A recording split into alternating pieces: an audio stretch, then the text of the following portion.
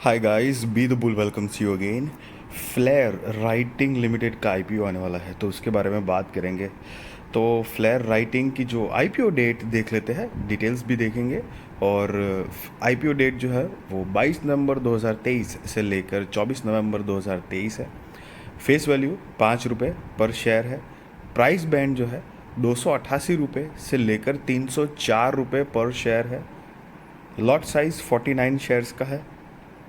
Total issue size 1,95,06,578 shares, करीब 593 करोड़ रुपए company जुटाएगी इस टोटल इश्यू साइज से, जिसमें से फ्रेश इश्यूज के माध्यम से 96,05,263 शेयर्स आएंगे। 292 करोड़ रुपए कंपनी जुटाएगी फ्रेश इश्यूज के माध्यम से, और ओएफएस के जरिए 99,01,315 शेयर्स आएंगे 5 की फेस वैल्यू से ही, और 301 करोड़ रुपए कंपनी जुटाने वाली है। और जिसका बेसिस ऑफ अलॉटमेंट जो है वो 30 नवंबर 2023 को होगा। सो अगर आपने इस आईपीओ में अप्लाई किया है और आपका आईपीओ नहीं लगता है तो रिफंड की इन्फॉर्मेशन 1 दिसंबर 2023 को मिल जाएगी। और आपका आईपीओ अगर लग जाता है तो शेयर्स जो है वो आपके डीमेट अकाउंट में क्रेडिट हो जाएंगे 4 दिसंबर 2023 को।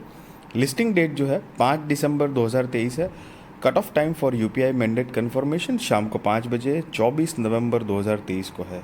Issue type book built issue IPO है। लिस्टिंग एट बीएसई एनएसई है गाइस, तो ये एक मेन बोर्ड आईपीओ है जिसकी शेयर होल्डिंग प्री इश्यू 9,57,90,115 है।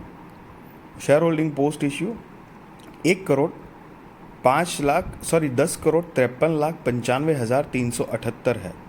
और रिजर्वेशन की बात करें तो QIB shares offered not more than 50% of the net issue है। Retail shares offered not less than 35% of the net issue. NII HNI shares offered not less than 15% of the net issue है। So retail category में अगर आप हो तो minimum एक lot के लिए तो अप्लाई करना ही है, जिसमें 49 शेयर्स आएंगे और 14,896 रुपये आपको जमा करने पड़ेंगे। रिटेल में ही मैक्सिमम आप 13 लॉट के लिए अप्लाई कर सकते हैं, जिसमें 637 शेयर्स आएंगे और 1,93,648 रुपये आपको जमा करने पड़ेंगे। अगर आप SHNI कैटेगरी में हो तो मिनिमम 14 लॉट के लिए अप्लाई करना है। 686 शेयर्स आएंगे, 2,08,544 रुपये आपको जमा करने पड़ेंगे। और SHNI में ही मैक्सिमम 67 लॉट के लिए अप्लाई करना है। 3,283 शेयर्स आएंगे, 9,98,032 रुपये आपको जमा करने पड़ेंगे। और BHNI कैटेगरी में हो तो मिनिमम 68 लॉट के लिए अप्लाई करना है, जिसमें 3,332 शेयर्स आएंगे, 10,12,928 रुपये आपको जमा करने पड़ेंगे गाइस। सो यहाँ पर अगर प्रमोटर्स की बात करें तो mister Khubilal Jugraj Rathod, mister Vimal Chand Jugraj Rathod, mister Rajesh Khubilal Rathod, mister Mohit Khubilal Rathod and mister Sumit Rathod are the promoters of the company, जिनकी शेयर होल्डिंग प्री इशू जो है वो 97.49% है और शेयर होल्डिंग पोस्ट इशू 79.21% है। मतलब आफ्टर आईपीओ इनकी होल्डिंग हो जाएगी 79.21% की। अभी स्टेक जो हैंडल कर रहे हैं वो 97.49% है। अब कंपनी के बारे में अगर ब्रीफ आइडिया ले तो ये जो कंपनी है वो आपको वैसे नाम से पता चल रहा होगा, बट एनीवेज 1976 से इनकॉर्पोरेटेड है। और फ्लेयर राइटिंग इंडस्ट्रीज जो है, जो फ्लेयर कंपनीज की आपने बॉल पेन कभी यूज़ की होगी ना, यस, तो ये बॉल पेन पेन बनाने का मैन्युफैक्चरिंग और डेवलपिंग का काम है इनका। So developing and manufacturing writing instruments that are tailored to today's continuously shifting market. अब ये सिर्फ अपनी ब्रांड के लिए ही बॉल पेन मतलब पेन्स नहीं बनाती है, ये साथ ही साथ में मतलब फ्लेयर अपनी खुद की कंपनी के लिए Hauser, Pierre Cardin, Flair creative, Flair housewear and the Zoox, ये सारी कंपनी के अंदर में भी मतलब कंपनी काम करती है। और ये सारी कंपनी जो है वो इन्हीं के ओन करते ही है। See the company owns several brands including, तो ये जितनी लिखी है Flair housewear, Pierre Cardin, Flair creative, Flair housewear and the Zoox, तो ये सारी कंपनी ओन करती है। और अलग अलग कैटेगरीज़ की महंगी, सस्ती, रेगुलर वे, तो ऐसे बहुत सारी टाइप्स की पैंट्स बनाती है। और कंपनी का बेसिकली जो काम है वो मैन्युफैक्चरिंग करना है ये बॉल पेन्स को, राइट। सो अगर कंपनी के फाइनेंशियल्स की बात करें तो यहाँ पर हमारे पास 31 मार्च 2021, 22, 23 और 30 जून 2023 के फाइनेंशियल्स है।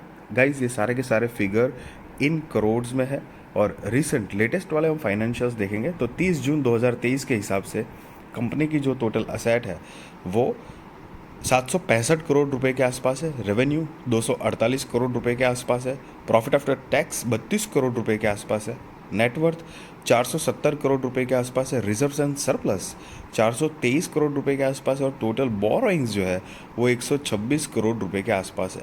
आप यहाँ पर नीचे पढ़ सकते हैं अमाउंट इन करोड़, जो कि मैंने पहले ही आपको बताया कि ये सारे फिगर्स जो है वो इन करोड़ में ही है, राइट। अब कंपनी के अगर की परफॉर्मेंस इंडिकेटर की बात करें तो PEX जो है वो 24.01 का है, मार्केट कैपिटलाइजेशन 3204 करोड़ की मार्केट कैपिटलाइजेशन है। तो गाइज़ ये कंपनी एक स्मॉल कैप कंपनी है और वैसे काफ़ी लॉन्ग इनकी हिस्ट्री है, मतलब ये पेन्स बॉल पेन्स बनाने में तो एक ऑथेंटिसिटी तो है, बट छोटी कंपनी है, आप चाहे तो सोच सकते हैं। हालांकि सी गाइज मैं कोई आपको बाय और सेल रिकमेंडेशन नहीं दे रहा हूँ और ना ही ये बता रहा हूँ कि आप IPO में अप्लाई करो या ना करो, that is completely depend on your risk research और फाइनेंशियल एडवाइज़र को आप पूछ कर करना। और ना ही मैं ये बता रहा हूँ मतलब नेगेटिव या पॉजिटिव इमेज कोई भी मैं बना नहीं रहा हूँ ये कंपनी के बारे में, जो भी डेटा है उसी हिसाब से हम चल रहे हैं। और स्मॉल कैप और रिस्क हिसाब से इसलिए कि इन जनरल भी अगर आप किसी भी स्टॉक के अंदर भी इन्वेस्टमेंट करेंगे तो आप अगर खुद से रिसर्च कर रहे होंगे तो आप हमेशा आप ये सुनते होंगे कि large cap, mid cap, small cap, ये 3 कैटेगरी आप सुनते होंगे, राइट।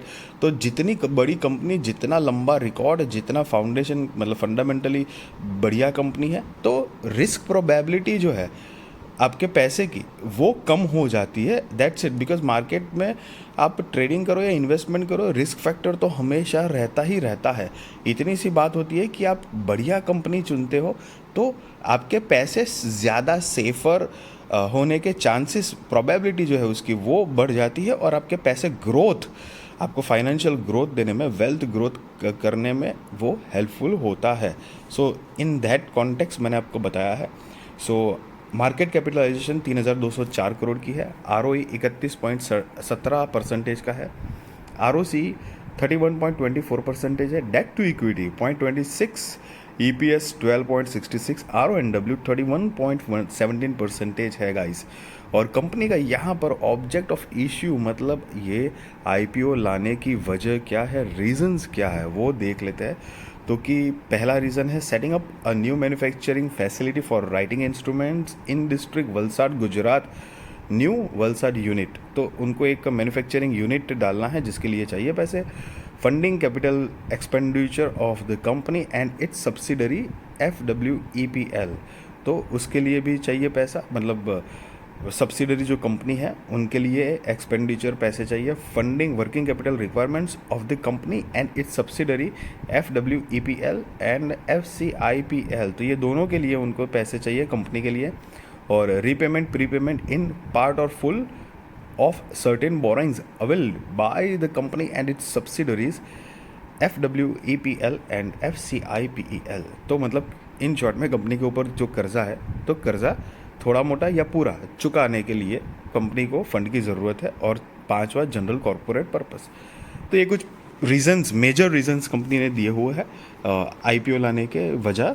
तो नॉर्मली कोई भी कंपनी होती है तो वो इन शॉर्ट में आप इतना समझ लो कि फंड रेज ही करना है, वो कर्जा चुकाना होता है या फिर वर्किंग कैपिटल रिक्वायरमेंट्स होती है कि मतलब धंधे को आगे बढ़ाने के लिए पैसे की ज़रूरत होती है उस चक्कर में, या फिर समझ लो कि एक कुछ नॉर्मली जनरल कॉरपोरेट पर्पस के लिए भी चाहिए, या तो फिर प्रमोटर्स चाहते हैं कि सीधा सीधा कुछ स्टेक्स पब्लिक में बांटते हैं और हम अपना थोड़ा सा प्रॉफिट बुक करते हैं। सो दैट इज़, कभी आपने देखा होगा कि सारा का सारा माल जो है वो OFS मतलब ऑफर फॉर सेल के ज़रिए ही आता है, एक भी फ्रेश इश्यूज़ नहीं होता है। तो मतलब वो सारे पैसे जो है वो सीधा सीधा प्रमोटर्स के पास जाएंगे, कंपनी के किसी भी यूज़ में नहीं जाएंगे। तो ये कुछ मेजर रीजंस होते हैं और जिसी की वजह से कंपनी IPOs लाते हैं। और यस गाइस, तो अगर ये मेरी वीडियो अच्छी लगी तो ज़रूर लाइक करिए, शेयर करिए, सब्सक्राइब करिए और आपके सारे कॉन्टैक्ट के साथ भी मेरी वीडियो और मेरी चैनल शेयर करिए ताकि उनकी भी स्टॉक मार्केट की जर्नी और भी ज़्यादा कॉन्फिडेंट, सक्सेसफुल और ओवर हो पाए guys. Thank you so much for watching this video और please guys subscribe my channel, like my video and support me. Thank you so much.